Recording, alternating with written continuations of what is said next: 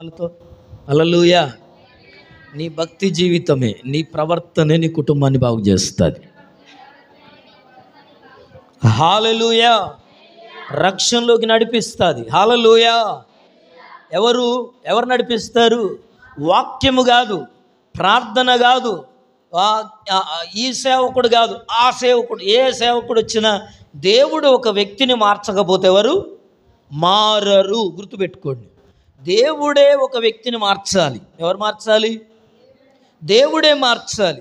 అయితే దేవుడు ఒక వ్యక్తిని మార్చాలంటేనట అమ్మ, ఒక కుటుంబములో ఉన్న ఒక వ్యక్తిని దేవుడు మార్చాలంటే అమ్మ, పరా ఇంట్లో ఉన్న వ్యక్తిని తీసుకురాడు. గుర్తుపెట్టుకోండి, అర్థమవుతుందా? ఒక ఇంట్లో ఉన్న వ్యక్తిని దేవుడు బాగు చేయాలంటే, ఒక ఇంట్లో ఉన్న వ్యక్తిని దేవుడు రక్షించాలంటే అమ్మ, వేరే ఇంట్లో లేదా పరాయి ఊళ్ళో నుంచి దేవుడు తీసుకొని రాడు. హల్లెలూయా. ఏ ఇంట్లో వస్తువులు వాళ్ళే వాడుకోవాలి. అర్థమవుతుందా? పరాయి ఇంట్లో వస్తువులు తెచ్చుకొని, పరాయి ఇంట్లో ఏమంటాం, చీరలు తెచ్చుకొని ఇష్టం వచ్చినట్టు బొర్రుతాను అనుకో. ఇంటి పక్క వాళ్ళది మంచం తెచ్చుకున్నారు, చుట్టాలు వచ్చిందని తెచ్చుకొని ఆకిట్లు వేసుకొని పిల్ల జల్ల పెద్ద చిన్న 10-20 మంది కూర్చున్నారు అనుకోండి. ఈ ఇంటి పక్కలు మంచం ఇచ్చిన వాళ్ళు చూసి ఏమన్నారా?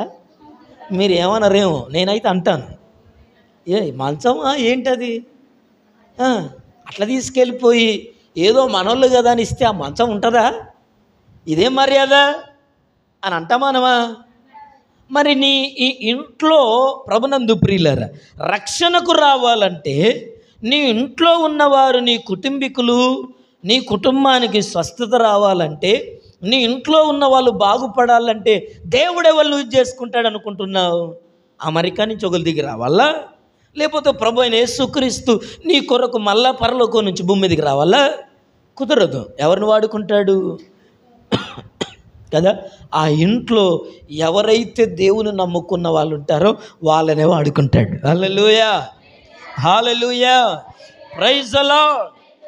అందుకోసమే ప్రభునందు ప్రియమైన దేవుని సంగమ, దేవుని వాక్యం చదువుకుందాం. 1 పేతురు రాసిన పత్రిక 3వ అధ్యాయం 1-2 వచనాలను మనం చదువుకుందాం. 1 పేతురు రాసిన పత్రిక 1వ అధ్యాయం 3వ అధ్యాయం 1-2 వచనాలు. అటువలే స్త్రీలారా, మీరు మీ స్వపురుషులకు లోబడి ఉండుడి. అందువలన వారిలో ఎవరైనను వాక్యమునకు అవిధేయులైతే, వాళ్ళు రక్షణ పొందని వారైతే, వాళ్ళు దేవుణ్ణి నమ్మని వారైతే, వారు భయముతో కూడిన మీ పవిత్ర ప్రవర్తనను చూచి వాక్యము లేకుండానే తమ భార్యల నడవడి వలన రాబట్టవచ్చును. హల్లెలూయా, హల్లెలూయా, ప్రైజ్ ది లార్డ్. దేవుని వాక్యం చెప్తుంది. ప్రభునందు ప్రియులారా, పేతురు గారు సంఘానికి రాస్తూ చెప్తున్న మాటలు, అటువలే స్త్రీలారా, మీరు మీ స్వపురుషులకు, స్వపురుషులంటే మీ సొంత భర్తలకు, హల్లెలూయా, భర్తలకటమ్మా, హల్లెలూయా, మీ భర్తలకు మీరు ఏం చేయాలట? లోబడాల, విధేయత చూపాల. ఇంకా కొలస్సీలకు రాసిన పత్రికలో, ఎఫెసీలకు రాసిన పత్రికలో, తిమోతికి రాసిన పత్రికలో పౌలు గారు అంటాడు, ప్రభునందు ప్రియులారా, అన్ని విషయములలో మీ భర్తలకు మీరు ఏం చేయాలట? లోబడి ఉండాలి. హల్లెలూయా, హల్లెలూయా, ప్రైజ్ ది లార్డ్. కుటుంబ విషయములో, దాంపత్య విషయములో, పిల్లల విషయంలో, అక్షరుల విషయంలో, అవసరతల విషయంలో, అన్ని విషయాల్లో మీ భర్తలకు మీరు ఏం చేయాలి? లోబడి ఉండాలి అని చెప్తున్నాడు. అంతేకాదు, అందువలన వారిలో ఎవరైనను వాక్యమునకు, అంటే దేవుణ్ణి వాళ్ళు ఏమంటాం, మందిరానికి రాని వాళ్ళైతే, దేవుణ్ణి ఎరగని వాళ్ళైతే, వాళ్ళకి ఏం చేయాలంటే, వారు అవిధేయులైతే, వారు భయముతో కూడిన మీ పవిత్ర ప్రవర్తన, హల్లెలూయా, దేంతోనట? మీ ప్రవర్తన, మీ పవిత్రమైన ప్రవర్తన ఏం చేయాలట? మీ భయముతో కూడిన, ఎవరి మీద భయం? దేవుని మీద భయంతో, భర్త మీద విధేయతతో, గౌరవంతో, ప్రభునందు ప్రియులారా, ఆ పవిత్ర ప్రవర్తన వలన మీరేం చేయొచ్చట? వాక్యము లేకుండానే, సువార్త చెప్పకుండానే, మందిరానికి రమ్మని పిలవకుండానే వాళ్ళని ఏం చేయొచ్చట? రాబట్టవచ్చును. హల్లెలూయా, హల్లెలూయా, హల్లెలూయా, ప్రైజ్ ద లార్డ్. ప్రభునందు ప్రియమైన దేవుని సంగమా, దేవుని బిడ్డలారా, కొన్ని మాటలు ఈ మధ్యాహ్నం నేను జ్ఞాపకం చేస్తాను, త్వరగా ముగిస్తాను. అందుకోసమే దేవాతి దేవుడు నరుణ్ణి మొట్టమొదట మానవుణ్ణి చేయాలని ఆలోచన వచ్చినప్పుడు ఎవరిని చేశారు? ఎవరిని చేశాడమ్మా? 6 దినములు సృష్టినంతటిని సృజించి 6వ నాడు ఆయన నేల మట్టిని తీసుకొని, నేల మట్టి ఏం చేశాడు? నరుణ్ణి కలుగజేసి నిర్మించి ఆ మానవుని నాసిక రంధ్రములలో దేవుని జీవవాయువును ఊదగ నరుడు జీవాత్మాయను. హల్లెలూయా. మొట్టమొదట దేవుడు ఎవరిని చేశాడు? పురుషుణ్ణి చేశాడు, ఆదామును చేశాడు. అటు తర్వాత అవ్వను చేశాడు. అందుకోసమే సృష్టాది నుండి అని రాయబడుతుంది మత్తయి సువార్తలో. ప్రారంభము నుండి, ఈ సృష్టి ప్రారంభము నుండి ఆయన పురుషునిగాను స్త్రీనిగాను సృజించాడు. అయితే మొట్టమొదట దేవుడు ఎవరిని చేశాడంటే ఆదామును చేశాడు. ఆదాము అంటే పురుషుణ్ణి చేశాడు. ప్రభునందు ప్రియులారా, పురుషుణ్ణి కలగజేశాడు. అమ్మా, ఈ పురుషుణ్ణి కలగజేసిన దేవుడు, ఆదామును కలగజేసిన దేవుడు ప్రతి సాయంకాలం పూట ఎవరి దగ్గరికి వచ్చేవాడు? అమ్మా, ఆదాము దగ్గరికి వచ్చేవాడు. అంటే దేవుడు సహవాసం ఎవరితో కోరుకుంటున్నాడు అంటే పురుషులతో సహవాసం కోరుకుంటున్నాడు. ఎంతమంది పురుషులు ఉన్నారు ఇక్కడ? మన బ్యాచ్ తక్కువ కదా. అయ్యా నాకెళ్ళి వినండి, పురుషులు అన్నాను, వీళ్ళు ఎవరు పురుషులుగా వినబడట్లే నా మాటలు? మొగోళ్ళు. హల్లెలూయా, హల్లెలూయా కదా. ఇదికి మాట చెప్తున్నా అంటే ప్రభునందు ప్రియులారా, దేవుని వాక్యం చెప్తున్నది. ఆయన పురుషుని మొదట చేశాడు, ఆదామును మొదట చేశాడు. ఆదాముతో ప్రతి సాయంకాలం ఆదాముతోనే మాట్లాడాడు. ఎవరితో మాట్లాడాడు? ఆదాముతో మాట్లాడాడు. అయితే ఒక సంఘంలో ఒక సేవకుడు అన్నాడట, రాను రాను సంఘాలన్నీ ఏమైపోతున్నాయట? స్త్రీల సంఘాలు అయిపోతున్నాయట. పురుషులు ఉండట్లా, స్త్రీల సంఘాలు అయిపోతున్నాయట. ఏ సంఘానికి వెళ్ళిన సంఖ్య ఎవరిది ఉంటుంది తెలుసా? ఎవరుంటారు? స్త్రీలే ఉంటారు. పురుషులను ప్రభునందు ప్రియులారా, ఇదిగో అపవాదం ఏం చేస్తుందంటే దేవుని యొద్దకు రాకుండా చేస్తున్నాను. కానీ దేవుడు సహవాసము ఎవరితో కోరుకున్నాడంటే పురుషులతో కోరుకున్నాడు. అమ్మ, దేవుడు ఆదామును మొదట కలుగజేశాడు. ఆదాముతో దేవుడు ప్రతి సాయంకాలం పూట మాట్లాడాడు. అంటే సహవాసం. దేవుడు ఎక్కువ ఎవరితో మాట్లాడడానికి ఇష్టపడతాడంటే పురుషులతో. హల్లెలూయా, హల్లెలూయా. ఈరోజు ఈ వాక్యం వింటున్న ప్రియ సహోదరుడా, నువ్వు దేవునితో మాట్లాడే వ్యక్తివేనా? దేవునితో సహవాసం చేసే వ్యక్తివేనా? ఎందుకు ఈ మాటను జ్ఞాపకం చేస్తున్నానంటే, ఇదిగో స్త్రీలు ప్రార్థన చేస్తే ఒక అద్భుతం చేస్తేనట, పురుషులు ప్రార్థన చేస్తే ఇంకే 2 అద్భుతాలు జరుగుతాయట. హల్లెలూయా, హల్లెలూయా. పురుషుల ప్రార్థన బలమైనది. యెహోషువ ప్రార్థన చేస్తే సూర్యచంద్రులు ఆగిపోయారు. మోషే ప్రార్థన చేస్తే ఏమైపోయింది కదా. అంతేకాదు, యుద్ధంలో ఇశ్రాయేలీయులు గెలిచారు. చూడండి, బైబిల్లో ఎన్ని విషయాలు ఉంటాయో పురుషుల గురించి. అట్లాగని స్త్రీలను తక్కువ చేసి మాట్లాడట్లేదు. స్త్రీలది స్త్రీలే, పురుషులు పురుషులే. దేవుడు పురుషుని గాను స్త్రీని గాను చేశాడు. ఇద్దరూ దేవునికి సమానమే. కానీ ఇదిగో కుటుంబానికి యజమాని ఎవరంటే పురుషుడే. హల్లెలూయా. స్త్రీకి శిరస్సు పురుషుడే, కుటుంబానికి యజమాని పురుషుడే, స్త్రీకి శిరస్సు పురుషుడే.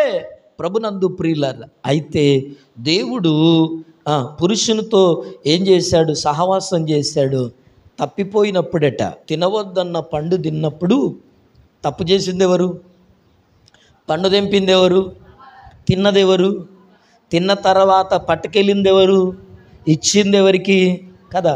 ఇవన్నీ తప్పు చేసింది అవ్వమ్మే, పండు దింపింది అవ్వమ్మే, అపవాది మాట విన్నది అవ్వమ్మే, ఆదాము దగ్గర తీసుకెళ్ళింది అవ్వమ్మే, ఆదామును తినేటట్టు చేసింది. కానీ దేవుడు వచ్చేమో అవ్వమ్మ ఎక్కడున్నావు అన్నాడా? ఎవరినన్నాడు? ఇంట్లో. అదే చెప్తున్నాను ఈరోజు వర్తమానం ఏంటంటే ప్రభునందు ప్రియులరా, ఇంట్లో మన భాషలో చెప్పాలంటే మగోడు చక్కగా ఉంటే ఇల్లు బాగుంటుంది. ఎవరు బాగుంటే? అర్థమవుతుందా? పురుషుడు. ప్రభునందు ప్రియులరా, ఈ వాక్యము చాలామందికి గుర్తుపెట్టుకోవట్లా. అందుకోసమే దీవనయ్య గారు అన్నాడు కదా, అన్న ప్రార్థన చేస్తే గర్భఫలం లేని అన్న గర్భఫలం పొందింది, కుమారుణ్ణి కన్నది. కానీ ఇస్సాకు ప్రార్థన చేస్తేనట కవలలు పుట్టారట. ప్రపంచంలో అదే ఫస్ట్, కవలలు పుట్టడం. హల్లెలూయా. అంటే చూడండి పురుషుల ప్రార్థన ఎంత బలమైందో. పిల్లలు లేరని ఇస్సాకు వెళ్ళి ప్రార్థన చేశాడట దేవుని మందిరంలో. అయ్యా నా భార్యకి పిల్లలు లేరు, పిల్లలు అని చెప్తే కవలలు ఇచ్చాడు. 2 కొడుకులు, ఏశావు యాకోబు, 2 పుట్టారు ఒకేసారి. ప్రభునందు ప్రియులారు, అంటే పురుషుడు ప్రార్థన చేస్తే, పురుషుడు దేవుని మీద ఆధారపడితే ఆడోళ్ళ మీద నెట్టేయడం కాదు, ఆడోళ్ళ మీద సనగడం కాదు. నువ్వు ఓరాదు చర్చికి కాదు, కాదు, కుదరదు. పురుషులు ప్రార్థన చేయాలి, పురుషులు మోకరించాలి ఇంట్లో. ప్రభునందు ప్రియులారు, ఎందుకు ఈ మాటలు చెప్తున్నానంటే, తల్లి స్త్రీ ఎన్ని ప్రయత్నాలు చేసినా, ఎంత ప్రార్థనలు కూర్చోబెట్టినా, ఎంత నడిపిద్దామనుకున్నా ఆమె ఎంత చేసినా వర్ధిల్లదటండి. వింటున్నారా? అదే పురుషుడు మోకరించగలిగితేనట అతనితో పాటు కుటుంబం అంతా మోకరిస్తుందట. హల్లెలూయా, హల్లెలూయా, హల్లెలూయా, ప్రైజ్ ది లార్డ్, హల్లెలూయా. ఎందుకు ఈ మాటలు చెప్తున్నా అంటే బైబిల్ అంటుంది.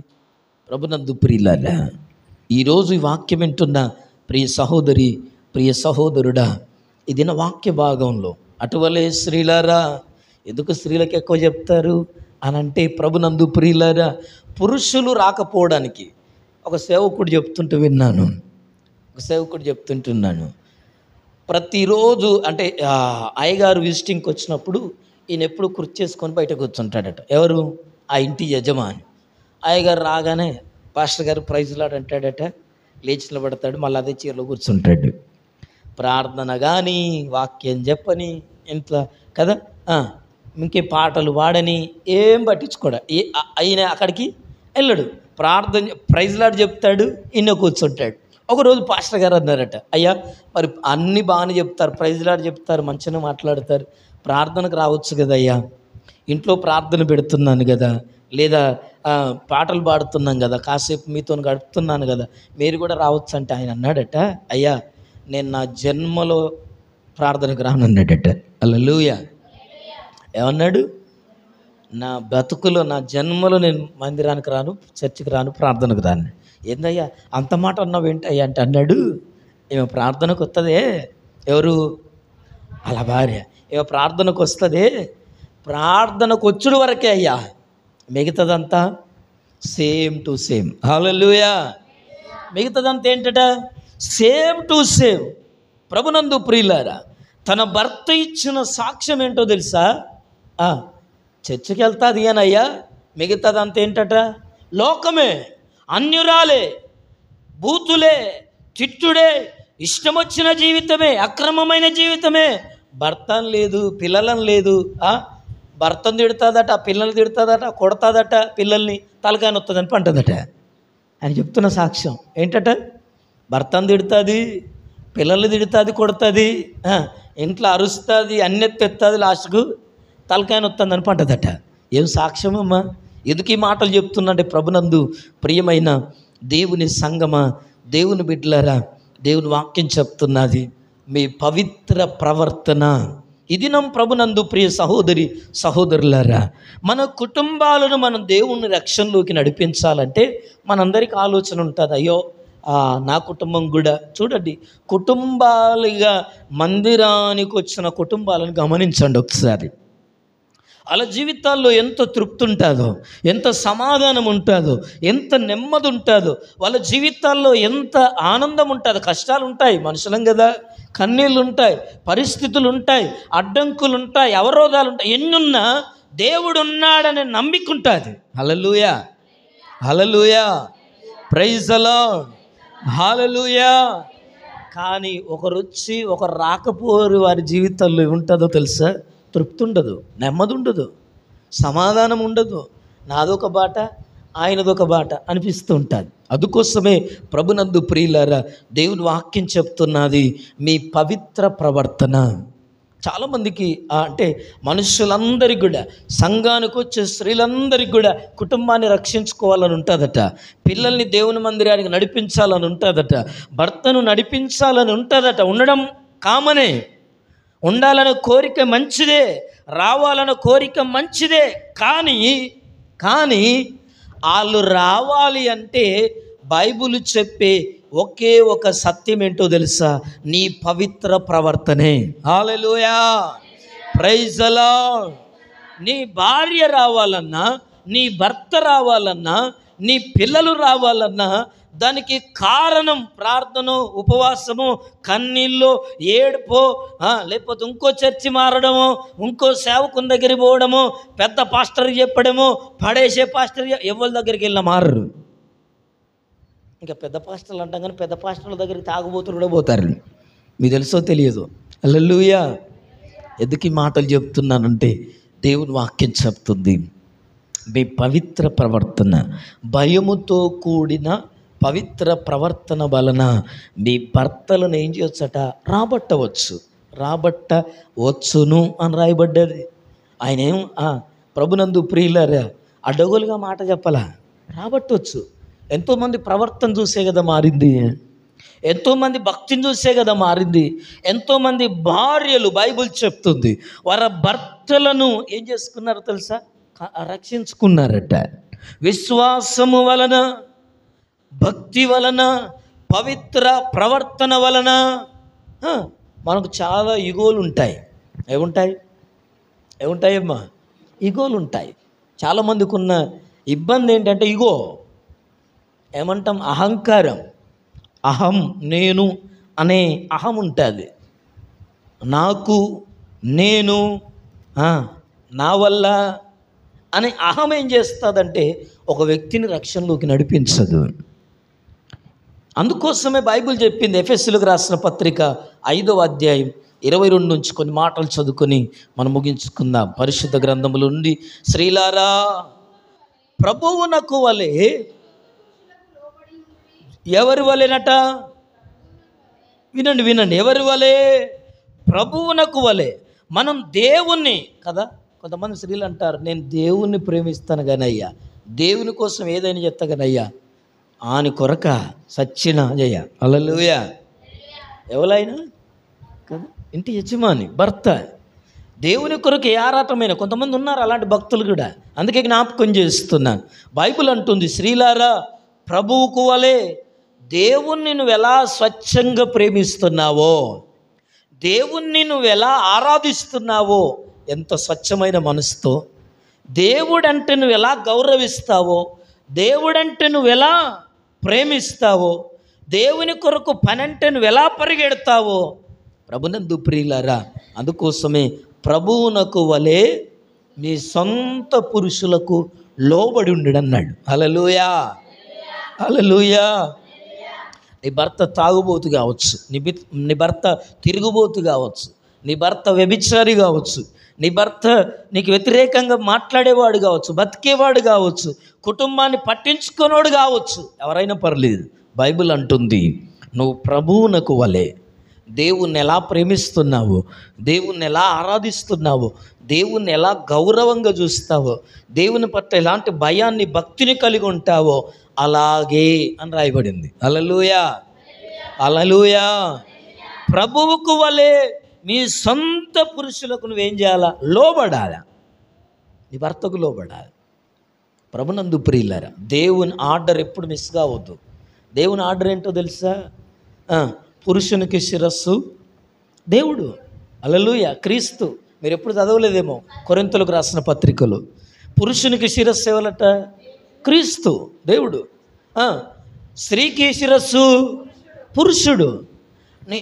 ఈరోజు కుటుంబాల్లో ఏం జరిగిందో ఏమైందో కానీ ఏమవుతుందో తెలుసా? కుటుంబానికి శిరస్సు ఎవరంటే స్త్రీలు అయిపోతున్నారు. అది ప్రమాదకరం. అది బిబ్లికల్ కాదు, బైబిల్ పద్ధతి కాదు. ప్రభునందు ప్రియులారా, సరే డబ్బులు నీ దగ్గర ఉండొచ్చు, కుటుంబంలో అన్ని వ్యవహారాలు నిన్ను చూడొచ్చు, తప్పేం కాదు. కానీ భర్త మీద అజమాయిషి ఉండొద్దు. అర్థమవుతుందా? భర్త మీద ఏముండొద్దు? శాసించొద్దు భర్తను. హల్లెలూయా. భర్త మీద పెత్తనాలు చేయొద్దు, భర్తను కంట్రోల్ చేయొద్దు. నేను లేకపోతే సలహానే లేదు అనొద్దు. హల్లెలూయా, హల్లెలూయా. వాళ్ళకు మారకపోవడానికి కారణాలు ఇవే. ప్రభునందు ప్రియులారా, ఎందుకు ఈ మాటలు జ్ఞాపకం చేస్తున్నానంటే, నువ్వు దేవుణ్ణి ఎలా ప్రేమిస్తున్నావో, ఎవరిని ప్రేమించాలట? నీ భర్తను ప్రేమించాలి. స్వచ్ఛమైన మనస్సు, స్వచ్ఛమైన ఆలోచన. ప్రభునందు ప్రియుల, ఆయన ఎలాంటోడైనా కానీ లోబడాలా, మాట వినాలా. ప్రభునందు ప్రియులారా, అందుకోసమే దేవుని వాక్యం అంటే చదువుదామా? క్రీస్తు సంఘమునకు శిరస్సు అయ్యున్న ప్రకారం పురుషుడు భార్యకు శిరస్సు అయ్యున్నాడు. క్రీస్తే శరీరమునకు రక్షకుడై ఉన్నాడు. సంఘము క్రీస్తునకు లోబడినట్లుగా భార్యలు కూడా ప్రతి విషయములోనూ, ఎన్ని విషయాల్లోరా? ఎన్ని విషయాలు చెప్పాలి గట్టిగా? హల్లెలూయా కదా. అన్నేమో కానీ ఇదొక్కటైతే ఆయనది. ఆయన ఏది చేసినా ఇట్లే కదా. కొన్ని ఉంటాయి. ప్రభునందు ప్రియులారు, మన కుటుంబం వర్ధిల్లకపోవడానికి కూడా దేవుడు పెట్టిన ఆర్డర్లో ఎవరు బ్రతకరో వాళ్ళ జీవితాల్లో అభివృద్ధి ఉండదండి, ఆశీర్వాదం ఉండదు. కొన్ని కుటుంబాల్లో ఆడోళ్ళదే పెత్తనం, ఆడోళ్ళదే అధికారం, ఆడోళ్ళే మాట్లాడడం, ఆడోళ్ళే అన్ని చేయడం. ప్రభునందు ప్రియులారు, అది సబబు కాదు. పురుషుడున్న తర్వాత చెయ్యాలి, సలహాలు ఇవ్వాలి. బైబిల్ అంటుంది, అదే పేతురు రాసిన పత్రికలో దేవుని వాక్యం అంటుంది, అబ్రహాము భార్య అయిన శారాట. అమ్మ చూడండి ఒకసారి ఆ మాట చదువుకుందాం. మొదటి పేతురు రాసిన పత్రిక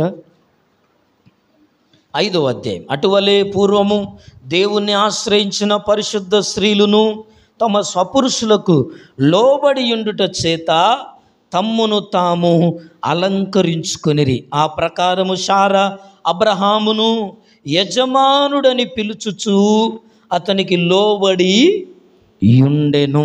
హల్లెలూయా, హల్లెలూయా, హల్లెలూయా. చూసారా? భర్తనేమని పిలిచేదట? యజమానుడా, ఏలినవాడా అని పిలిచేదట శారమ్మ. అందుకే 90 ఏళ్ళ వయస్సులో కూడా పిల్లలు కనగలిగింది. హల్లెలూయా. ఆశీర్వాదాలు ఊరికే రావు, అద్భుతాలు ఊరికేనే జరగవు. హల్లెలూయా, హల్లెలూయా. అద్భుతాలు ఊరికేనే జరగవు, ఆశీర్వాదాలు ఊరికేనే రావు. చర్చికొచ్చిపోతే, నేను ఎప్పుడు చెప్తాను, చర్చికొచ్చిపోతే ఆశీర్వాదాలు రావు. పెద్ద బైబిల్ మోస్తే ఆశీర్వాదాలు రావు, పాటలు పాడితే ఆశీర్వాదాలు రావు, వాక్యం చదివితే ఆశీర్వాదాలు రావు, ఇంకా అయ్యగారి బైబిల్ మోస్తే ఆశీర్వాదాలు రావు, చర్చిలో ఊడిస్తే ఆశీర్వాదాలు రావు. రావంటే రావని కాదు, వాటి తగ్గట్టుగా దేవుడు ఇస్తాను నీకు. కానీ నువ్వు ఏ పని చేస్తున్నావో నీ పనిని గుర్తించి దాని తగ్గట్టుగా దీవిస్తాడు. కానీ నిజమైన ఆశీర్వాదం, అభివృద్ధి అనేది ఎక్కడుంది అంటే, ఎప్పుడైతే నువ్వు వాక్యానికి లోబడతావో, వాక్య ప్రకారం బ్రతకడానికి నువ్వు ఇష్టపడతావో, అప్పుడే శాశ్వతమైన నిజమైన ఆశీర్వాదాలు మన జీవితాల్లో చోటు చేసుకుంటాయి. హల్లెలూయా. 90 ఏళ్ళ శారా కుమారుణ్ణి కనగలిగిందంటే, ప్రభునందు ప్రియులారా, ఏనాడు కూడా నీకు కలిసిన దేవుడు ఎవలో, నీ కత్తేందో, నీ కార్ఖాన ఏందో నాకు తెలుస్తలేదు, కానానని పట్టుకొచ్చినావు, దేవుడు అని పట్టుకొచ్చినావు. పిల్లలు లేరు, జల్ల లేదు, ఆస్తి లేదు, అంతస్తు లేదు, బువ్వ లేదు, బుక్కి లేదు. మా అవ్వయ్య అన్న ఎన్నో పోయిళ్ళు, మీ అవ్వయ్య ఎన్నో పోయిళ్ళు, బంధువులు లేరు, రక్త సంబంధం. ఒక్కనాడు చదవలా? చదివిందా? చదవలా. ఈరోజున్న ఆడోళ్ళు ఈరోజున్న స్త్రీలు, మందిరానికి వచ్చే స్త్రీలు, ప్రార్థనకి వెళ్ళే స్త్రీలు, మొగోళ్ళు ఒక్క మాట మాట్లాడితే 100 మాటలు మాట్లాడతారండి. ఒక్క మాట మాట్లాడితే 100 మాటలు. ఎందుకు ఈ మాట చెప్తున్నట్టే ప్రభునందు ప్రియులారా, తన భర్తను యజమానుడా, ఏలినవాడా అట్లా అని చెప్తే భర్తకు దాసురాలుగా పనికత్తె ఉండమని కాదు. అర్థమవుతుందా? చాలామంది ఏమనుకుంటారంటే బానిసలు ఎక్కువ ఉండాలా, వెనకటి ఉండేది కదా కదా, భర్తలకు భార్యలు బానిసలుగా చూసే కొంతమంది కుటుంబాలు ఉంటాయి, కొంతమంది వ్యక్తులు ఉంటారు. బైబిల్ అంది అందుకే పురుషుడు స్త్రీ సమానమే. దేవుని లెక్కలో పురుషుడు స్త్రీ సమానమే, ఇద్దరు ఒకటే దేవునికి. కానీ పురుషుణ్ణి ముందుగా ఆయన నిర్మించాడు, కలగజేశాడు, శిరస్సుగా పెట్టాడు ఇంటికి. పురుషుడు కష్టపడి పనిచేయాలట. పురుషుడు ఏం చేయాలమ్మా? కష్టపడి పనిచేయాలా, తప్పదు. పురుషుని బాధ్యతది. స్త్రీ కూడా కూర్చొని తినాలా అని లేదు బైబిల్లో, లేదు. 31వ సామెతల గ్రంథంలో ఆమె ఎప్పుడో పెందల కడ లేచి తన పిల్లల కొరకు, తన భర్త కొరకు ఏం చేస్తుందట? పనులు చేస్తుంది అని రాయబడి ఉంది. స్త్రీ కూడా కుటుంబం కొరకు కష్టపడాలట, పని చేయాలట. భర్త కొరకు పని చేయాలి, ప్రార్థన చేయాలి, కష్టపడాలి, రాయబడి ఉంది బైబిల్లో. ప్రభునందు ప్రియులారా, ఎందుకు ఈ మాటలు జ్ఞాపకం చేస్తున్నానంటే, ఈ దినం ఈ వాక్యం వింటున్న ప్రియ సహోదరి, ప్రియ సహోదరులారా, బైబిల్ అంటుంది, ఇంకా చదవండమ్మ, పురుషులారా మీరును మీ భార్యలను ప్రేమించుడి, అటువలనే క్రీస్తు కూడా సంఘమును ప్రేమించాడు. హల్లెలూయా, హల్లెలూయా. చూడండి, పురుషులారా, పురుషులు ఏం చేయాలట? భార్యలను ప్రేమించాలి. ఎప్పుడు ప్రేమించాలి? చక్కగా చూసుకున్నప్పుడు కాదు, మంచిగా ఉన్నప్పుడు కాదు, డబ్బులు తెచ్చినప్పుడు కాదు. ఎప్పుడు ప్రేమించాలి? ప్రభునందు ప్రియులారా, అన్ని విషయాల్లో ప్రేమించాలట. ఎలాగున్నా ప్రేమించాలి. నీ మాట వినకపోయినా ప్రేమించాలి, నీకు లోబడకపోయినా ప్రేమించాలి, నిన్ను కష్టపెట్టినా ప్రేమించాలి. ఇది భార్య భర్తలకున్న బంధం అటండి. హల్లెలూయా, ప్రైజ్ ది లార్డ్, హల్లెలూయా. కుటుంబ వ్యవస్థను స్థాపించిన దేవుడు చెప్పాడు ఈ మాటలు. భర్తలారా మీ భార్యలను ఏం చేయాలి? ప్రేమించాలి, అన్ని విషయాల్లో ప్రేమించాలి. స్త్రీలు ఎలాగున్నా, మొండిదైనా, పెంకిదైనా, గయ్యాలిదైనా, మాట వినందైనా, ఎలాంటిదైనా కానీ 4 రకాల స్త్రీలు ఉంటారని చెప్పాడు ఒక సేవకుడు. తెలుసా మీకు? ప్రభునందు ప్రియులారా, అందుకోసం బైబిల్ అంది స్త్రీలను ఏం చేయాలట? ప్రేమించమన్నాడు. అన్ని విషయాల్లో ప్రేమించాలి. మాట విన్నా వినకపోయినా, లోబడినా లోబడకపోయినా. ఎందుకు ప్రేమించాలంటే ప్రభు అన్నాడు, నేను సంఘమును ఎలాగూ ప్రేమించాను, సంఘము కొరకు. సంఘం అంటే ఎవరు? సంఘం అంటే ఎవరమ్మా? యేసు ప్రభు. సంఘం అంటే ఎవరు? అయ్యో దేవా, యేసయ్య సంఘం అంటే కూడా తెలియదు వీళ్ళకు. హల్లెలూయా. ఈ భూప్రపంచములో ఉన్న మందిరాలన్నీ, సంఘములు ఉన్న వాళ్ళందరూ దేవునికి వధువు, భార్యలు. హల్లెలూయా. ఆయనే వరుడు. మధ్యాకాశంలో జరిగేది ఏంటి? పెళ్లి విందు కాదా? మీకు తెలుసా? అది కూడా తెలుసా? తెలియదా? ఆఖరికి జరిగేది ఏంటి? గొర్రె పిల్ల విందు అని పాట పాడతామే. ఆయన మధ్యాకాశములోనికి 2వ రాకడలో వచ్చినప్పుడు సంఘము వధువుతో పోల్చబడింది. మనమందరము కూడా ఆయన, అందుకే ఈ లోకంలో ఉన్నప్పుడు మాట్లాడుతున్నప్పుడు అనేక ఉపమానాలు చెప్పాడు. అందులో పరలోక రాజ్యము పెళ్లి కుమారుణ్ణి పోలి ఉంది అని చెప్పాడు. హల్లెలూయా. ఆ పెళ్లి కుమారుడు ఏం చేశాడట? విందు ఏర్పాటు చేశాడు. ఇవన్నీ జరిగాయి, చెప్పుకున్నాం కదా మనం.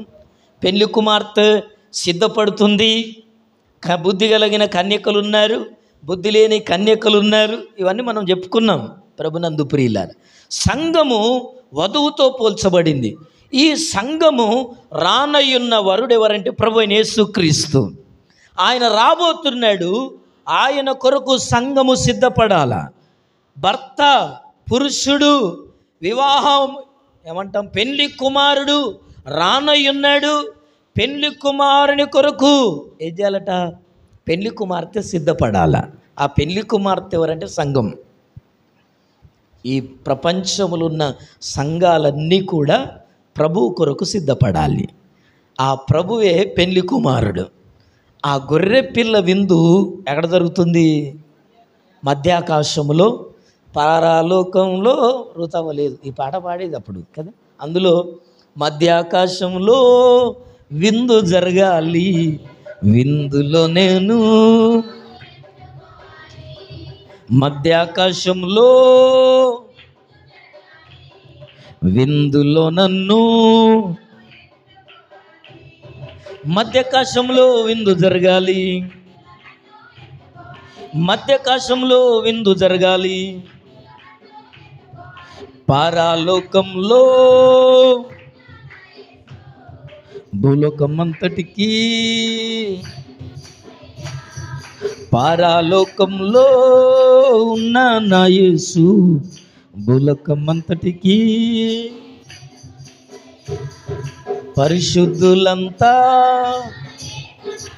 మర్చిపోయిన పాటను. పరిశుద్ధులంతా ఏకమవ్వాలి, వారితో నేను సాగిపోవాలి. పరిశుద్ధులంతా ఏకమవ్వాలి, వారితో నేను సాగిపోవాలి. పారాలోకంలో ఉన్న నా యేసు భూలోకమంతటికి వెలుగునివయ్యా. హల్లెలూయా.